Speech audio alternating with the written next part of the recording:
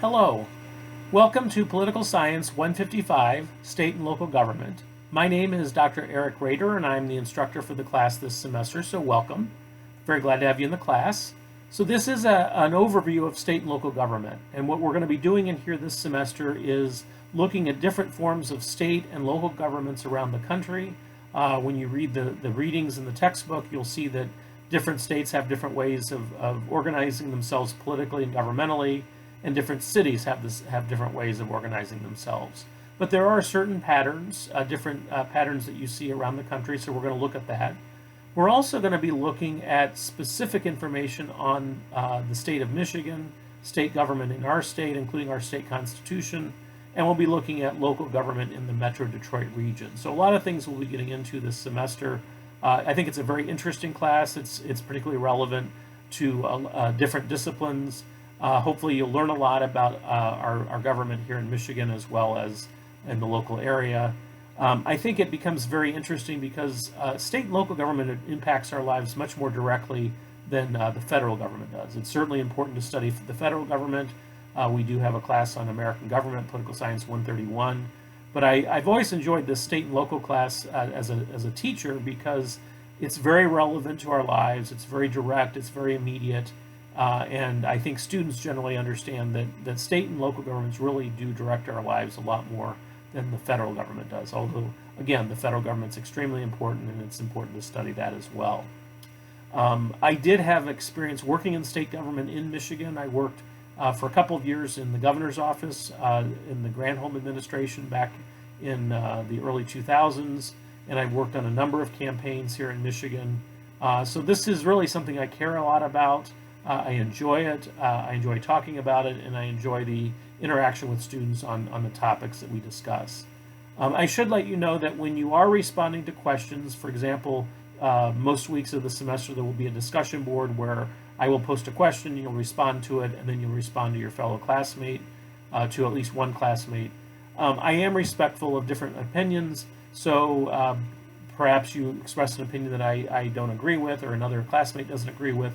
As long as we're respectful, that's the main thing. You will get credit for your answer as long as it fulfills the assignment, and it's not whether I agree or disagree with what you've written, it's whether you were able to defend your opinion. I think that's the most important thing. Critical thinking, we think for ourselves, and that you are expressing that in a respectful way, as I will in the class. You will have written assignments. All of that information will be detailed in the syllabus, which I'll be sending you before the end of the week, so pay attention to your email for the syllabus. But I just wanted to kind of give you a general overview of the class. There is a required textbook just called State and Local Government, which you can get through the college bookstore online. You can get a rental copy. There may even be e-editions available.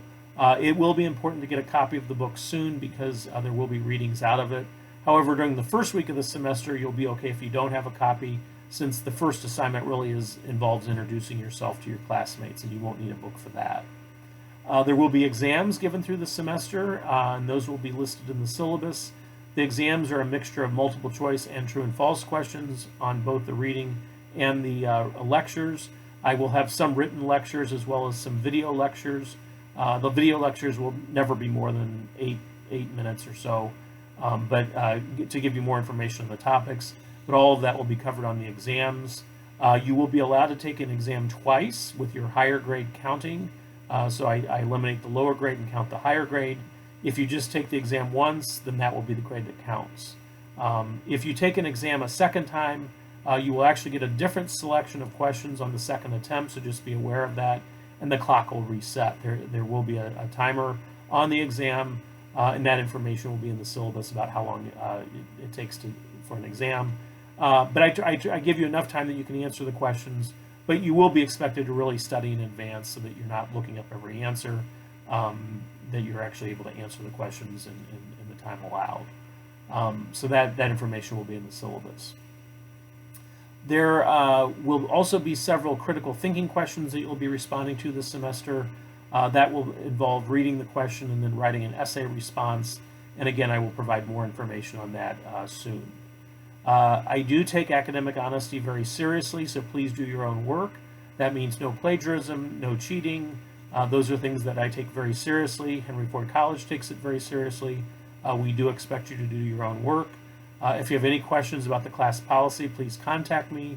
Unfortunately, I've had to punish students for violations of this policy in the past, and the ultimate penalty is to fail a student for the class. So it is something I take very seriously, and it's just something that you need to do is your own work. Don't copy, don't plagiarize, don't cheat.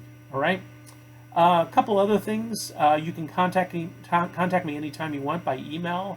My email is in the syllabus. It's just my name, ewrader@hfcc.edu. You can also call and leave a voicemail for me at 313-845-9709.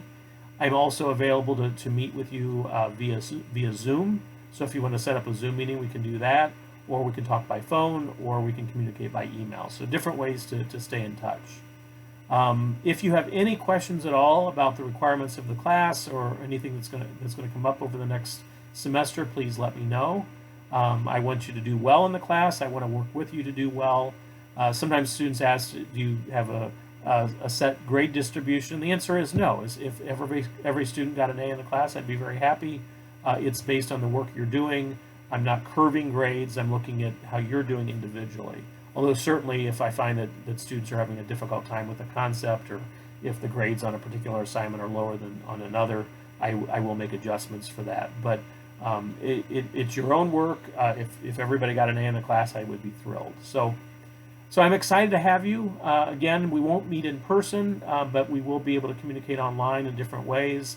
It's always important to check your email. So before this week is over, make sure you are checking your Hawkmail, because I will be sending you a copy of the syllabus.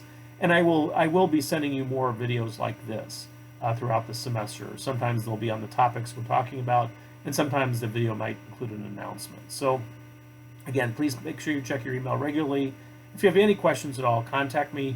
And I really am excited to have you in the class. This is a class, as I mentioned, I really enjoy teaching, and I think students do get a lot out of it. All right? So glad to have you here, and be safe, and I will see you online. Thank you.